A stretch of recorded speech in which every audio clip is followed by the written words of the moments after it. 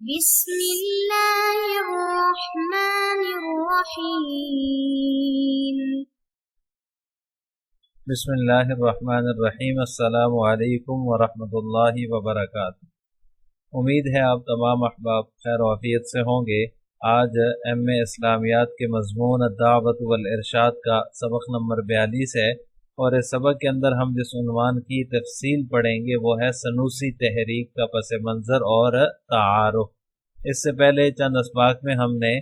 کچھ دعوتی اور اصلاحی تحریکوں کے بارے میں تفصیل پڑھی تھی، تو اسی طرح آج کے سبق میں بھی ہم ایک دعوتی اور اصلاحی تحریک سنوسی تحریک جو کہلاتی ہے، جو کہ افریقہ کے اندر اٹھی تھی، اور اس نے افریقہ کے اندر جو ہے وہ اسلام کے حوالے سے بہت اہم کردار ادا کیا۔ تو اس تحریک کا پس منظر کیا ہے اور تعارف کیا ہے، اس بارے میں تفصیل پڑھیں گے۔ آئیے تفصیل کی طرف چلتے ہیں۔ یہ جو سنوسی تحریک ہے، دراصل 17ویں اور 18ویں صدی میں مسلمانوں پر جو زوال آیا اور سیاسی طور پر مسلمان جو ہے وہ بالکل زوال پذیر ہو گئے، تو ان کے زوال کی تکمیل کے ساتھ ہی کچھ مغربی نوآبادیاتی طاقتوں نے سر اٹھایا، اور انہوں نے جو ہے وہ نہ صرف یہ کہ عسکری طور پر مسلمانوں کو بالکل ہی جو ہے وہ کمزور کر دیا، اپنی بالادستی قائم کی، بلکہ تہذیبی طور پر بھی مسلم معاشروں کو انہوں نے مرعوب کر دیا۔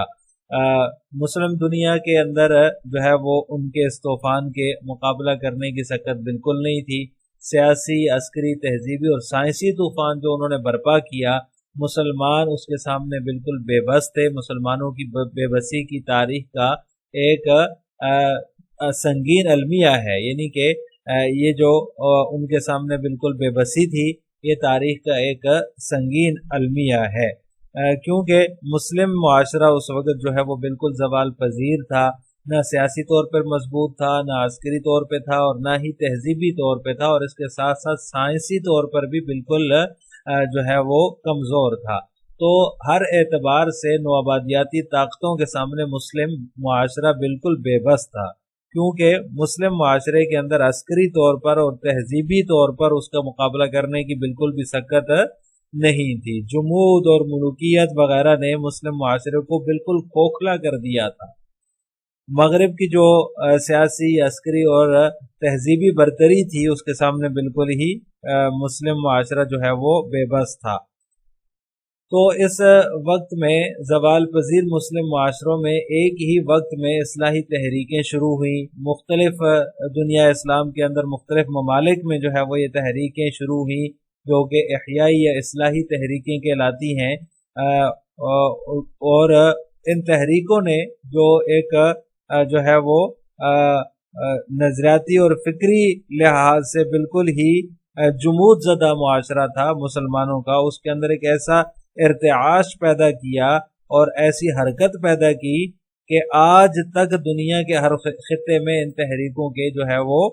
اثرات محسوس کیے جا رہے ہیں۔ یہ جو تحریکیں تھیں، ان احیائی تحریکوں نے اجتہاد اور جہاد کو اپنا سلوگن بنایا۔ انہوں نے ان کا جو سلوگن تھا جس پر انہوں نے کام کا آغاز کیا، وہ جہاد اور اجتہاد تھا۔ حضرت شاہ ولی اللہ رحمہ اللہ تعالیٰ اور اس طرح محمد بن عبد الوہاب نجدی جو تھے، وہ ان تحریکوں کے پہلکار تھے، یعنی سب سے پہلے انہوں نے یہ تحریکیں شروع کی تھی، آغاز انہوں نے کیا تھا۔ حضرت شاہ ولی اللہ رحمہ اللہ تعالیٰ کی جو تحریک تھی، اور اس کے بعد محمد بن عبد الوہاب نجدی کی جو تحریک تھی، جس کو سلفی تحریک کہا جاتا ہے۔ گزشتہ اسباق میں ہم نے سلفی تحریک کے بارے میں تفصیل پڑھی ہے۔ انہوں نے سب سے پہلے یہ تحریکات شروع کی، اور پھر اس کے بعد دیگر جو ہے وہ تحریکات وجود میں آئیں، جیسا کہ سنوسی تحریک ہے جو کہ جو ہے وہ افریقہ کے اندر شروع ہوئی، اور اس کے ساتھ ساتھ مہدی سوڈانی کی تحریک ہے، اور اس طرح اخوان المسلمون ہے، اور اسی طرح جو ہے وہ جماعت اسلامی ہے بر صغیر کے اندر، اور اس کے علاوہ بھی جو فرائضی تحریک وغیرہ ہے بنگال میں، یہ ساری اس کے بعد وجود میں آئی ہیں۔ تو لہٰذا سب سے پہلے حضرت شاہ ولی اللہ اور محمد بن عبد الوہاب نجدی نے ان تحریکوں کا آغاز کیا۔ بہرحال یہ جتنی تحریکیں بھی شروع ہوئیں، ان کے مقصد میں یکسانیت پائی جاتی ہے، اگرچہ جو ہے وہ تنظیمی ساخت مختلف ہے، اور طریقہ کار بھی ان کا الگ الگ ہے، لیکن ان کا جو مقصد ہے اس مقصد میں یہ یکسانیت ان کے مقصد میں پائی جاتی ہے۔ جو سنوسی تحریک ہے جو کہ افریقہ میں شروع ہوئی، یہ احیاء اسلام کی سب سے کامیاب تحریک تھی، جو کہ جس نے جو ہے وہ مصر، لیبیا، الجزائر، نائجیریا وغیرہ پر جو ہے وہ اپنے اثرات ڈالے، اور جو ہے وہ افریقہ کی جو تاریخ ہے اس پر اس نے گہرے اثرات مرتب کیے۔ وہاں کے لیے، افریقہ کے لیے، جیسا کہ افریقہ کے ممالک ہیں مصر، لیبیا، جزائر، یہ جتنے بھی ممالک ہیں ان پر اس تحریک نے بہت گہرے اثرات مرتب کیے ہیں۔ اس نے مسلمانوں کی اثر نو بیداری پر گہرا اثر ڈالا ہے، یعنی کہ مسلمانوں کو دوبارہ سے بیدار کرنے پر جو ہے وہ انہوں نے زور دیا، تاکہ مسلمان جو ہے وہ ہر لحاظ سے جو دبے ہوئے ہیں ان کو جو ہے وہ دوبارہ سے پنپنے کا موقع ملے۔ دراصل انہوں نے جو ہے وہ اپنا سلوگن جو بنایا تھا، جیسا کہ پہلے میں نے ذکر کیا، وہ اجتہاد تھا۔ اس کے ساتھ ساتھ یہ رد بدعات پر بھی کام کر رہے تھے، اور اس بات پر زور دے رہے تھے کہ قرآن و سنت جو ہے ان کو اپنانا چاہیے، اور جو اسلام کے دور اول کا جو زمانہ ہے اس کی طرف جو ہے وہ رجوع کرنا چاہیے، اور اس زمانے میں جو مسلمانوں کو ایک عروج حاصل تھا، تاکہ وہ عروج مسلمانوں کو دوبارہ مل سکے۔ اس لیے اجتہاد کو انہوں نے سلوگن بنایا اور کہا کہ اجتہاد کے دروازے اب بھی کھلے ہوئے ہیں۔ تو لہٰذا یہ تحریک جو ہے یہ ایک جو ہے وہ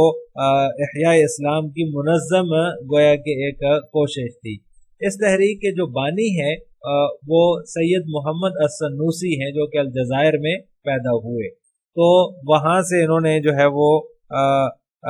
الجزائر کے علاقے میں جب یہ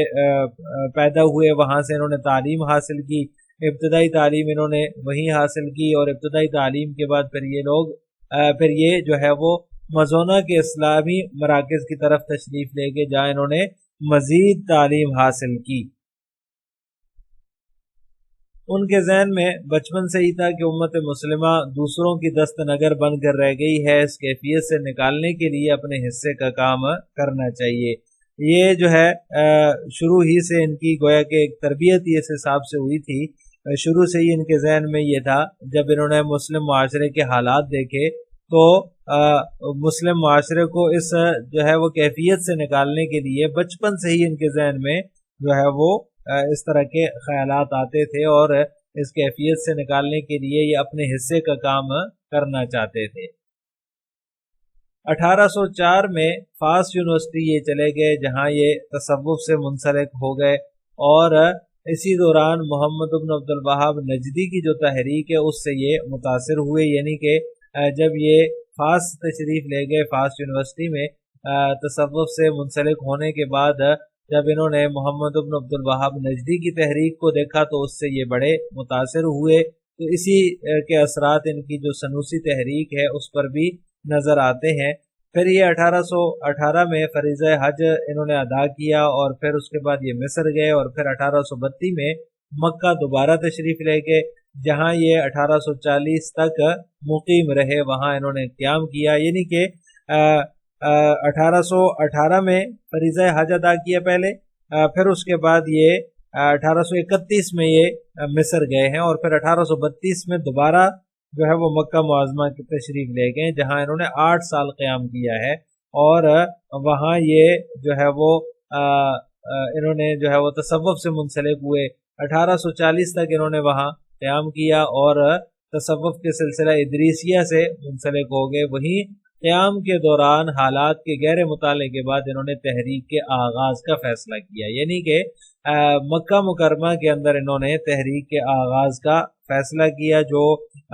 امت کے حالات دیکھے،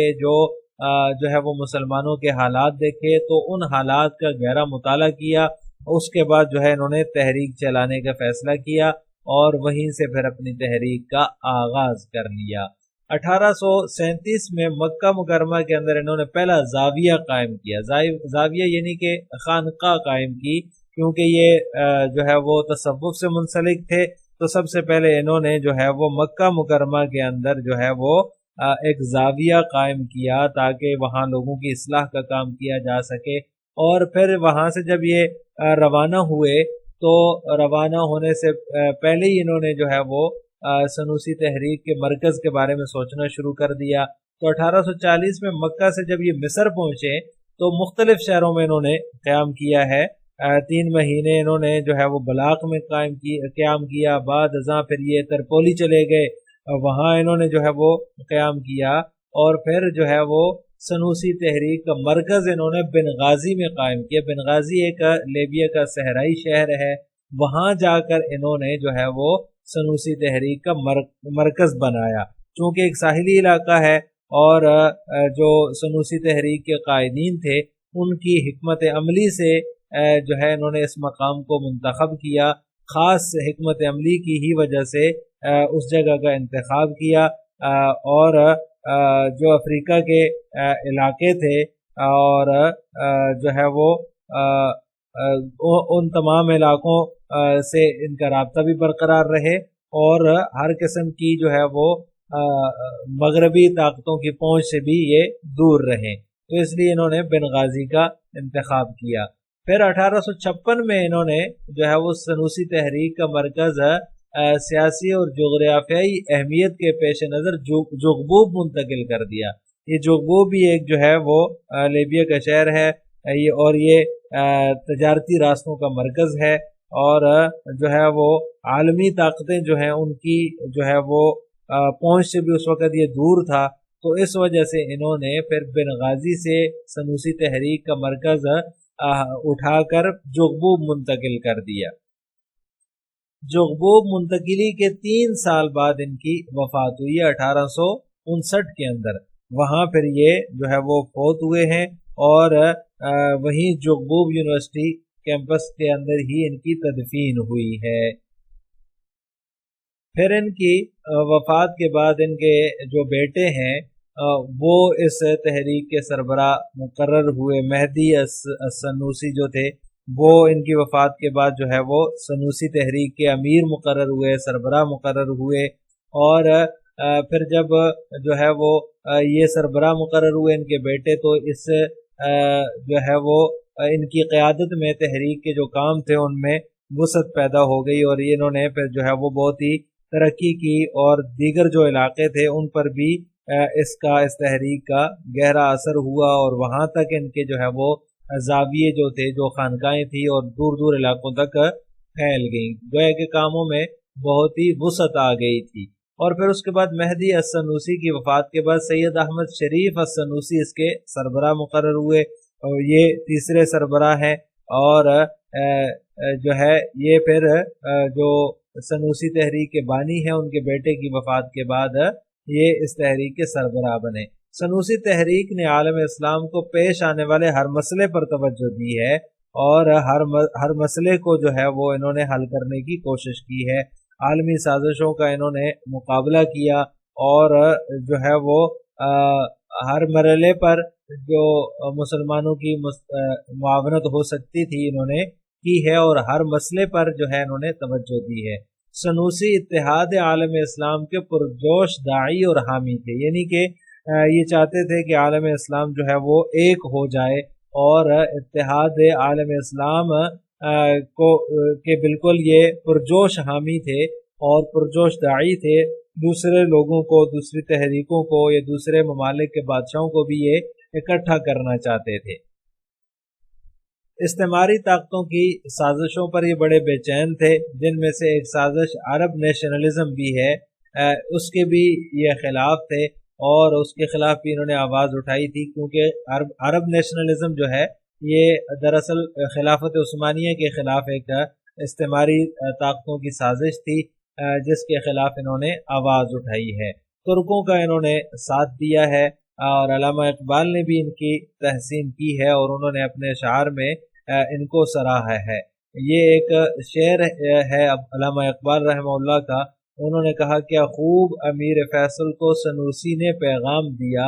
تو نام و نسب کا حجازی ہے پر دل کا حجازی نہ بن سکا۔ تو یہ جو شعر ہے اس میں بھی گویا کہ سنوسیوں کی تحسین ہے علامہ اقبال نے اپنے اشعار کے ذریعے ان کے اقدامات کو سراہا اور جو ہے وہ ان کو پیغام دیا، کیونکہ عرب نیشنلزم جو ہے وہ ایک استعماری طاقتوں کی سازش تھی، تو اس کے یہ خلاف تھے، اور اس کے مقابلے میں انہوں نے ترکوں کا یعنی کہ خلافت عثمانیہ کا ساتھ دیا۔ لہٰذا آج کے سبق کا خلاصہ یہ ہوا کہ ہم نے سنوسی تحریک کا پس منظر اور اس کے تعارف کے بارے میں تفصیل پڑھی ہے۔ اگلے سبق میں ہم کیا پڑھیں گے؟ تو اگلے سبق میں ہمارے اگلے سبق کا عنوان ہوگا سنوسی تحریک کا سیاسی پس منظر، اثرات اور اغراض و مقاصد۔ السلام علیکم ورحمۃ اللہ وبرکاتہ۔